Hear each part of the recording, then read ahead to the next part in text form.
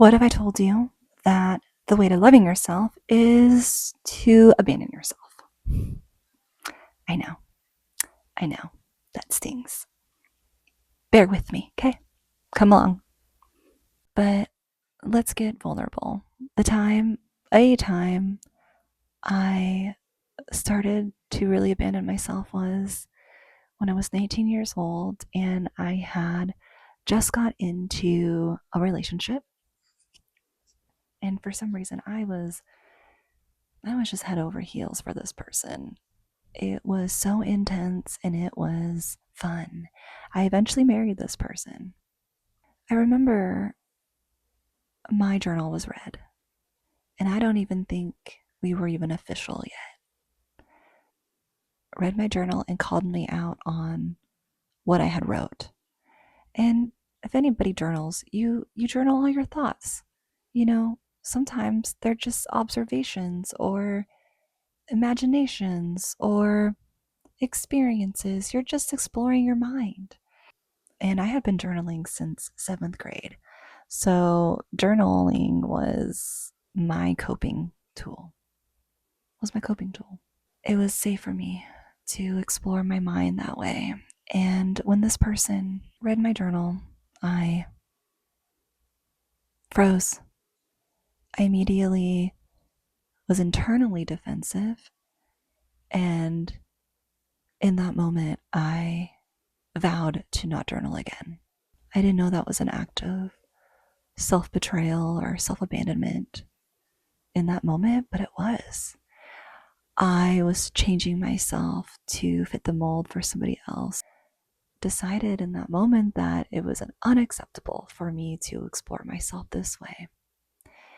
And so I didn't really journal for about 8 years. I think occasionally I did, but it was such a secret act. I was hurting.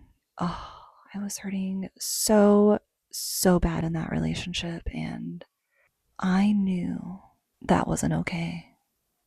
Such a boundary violation. That has probably been my biggest lesson over the last decade is self-abandonment, self-betrayal. The act of how fawning in my relationships and my friendships hurt me. I felt like I had to be invisible to be loved. Invisible to be loved. Like, just sit with that, you know? Being invisible to be loved, there's almost an element of perfection there, in which I also coped with this wound of invisibility by being as perfect as possible. No one's perfect. It's unattainable. We all know that, right? But we have to stand a certain way, speak a certain way. We can't offend anybody. We can't have opinions. I learned how to not have opinions. And it's only been in the last maybe 4 years. And I've been out of that relationship for 8 years, by the way. So this is this has been a lifelong lesson of returning home to myself and not abandoning myself and being open to myself, really seeing myself. And yeah, it's been unfolding for years and years and years.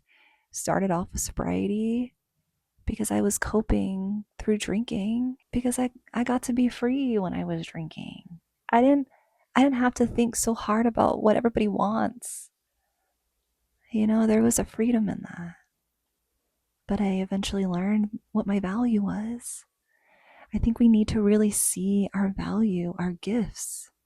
You know, I have the ability to be so optimistic, but at what point is optimism that it's just going to get better, it's going to get better, it's going to get better, and then it never does? At what point does it become delusional, which reinforces the invisibility?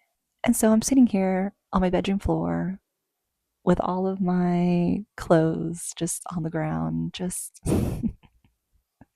thinking about overcoming my invisibility wound and whatnot.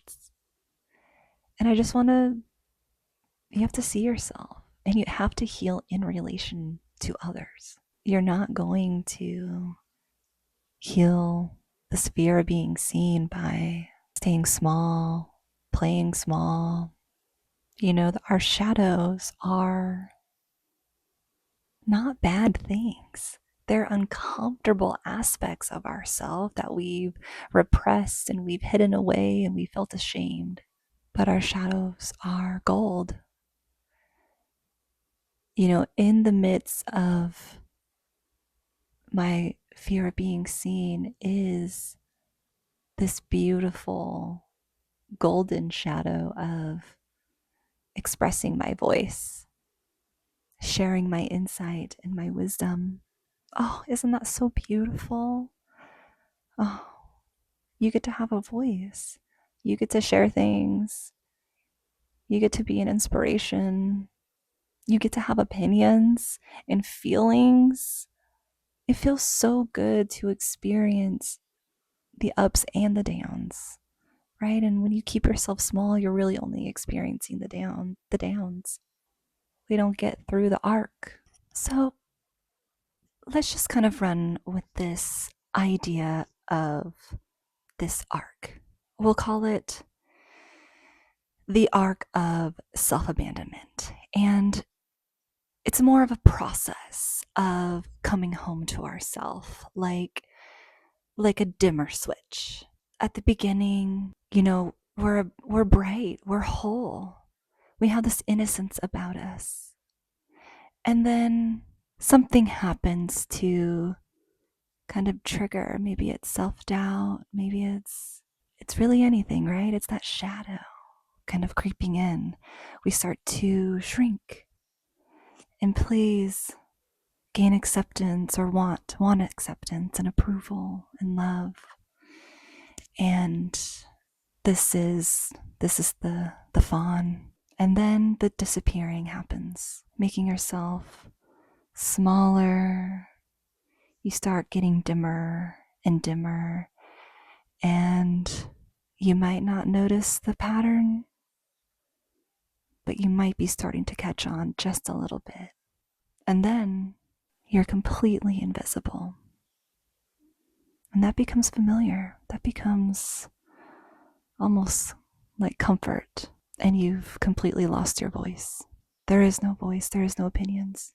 And then, eventually, you get to a breaking point, and this is when the relationship ends. This is the explosion. And then you come home to yourself. The arc.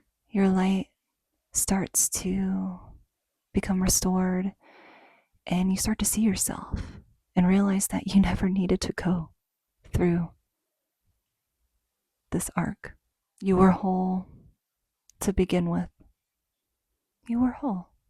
You never needed this process to experience love, but maybe you needed this process to love yourself. So that's the process of the arc of self-abandonment is really an arc home back to loving yourself. You got a little distracted along the way, and that's okay.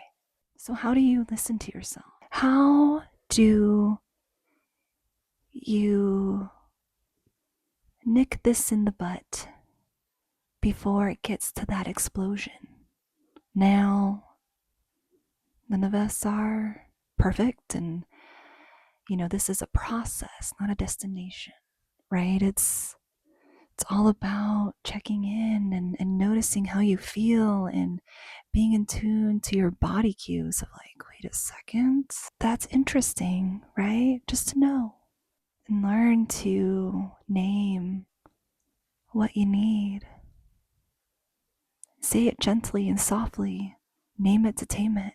Honor that signal. Really, truly honor that signal. Believe it. It needs belief. You don't need proof to trust yourself. And then you start to choose yourself and be tender with yourself. And then we return again and again and again.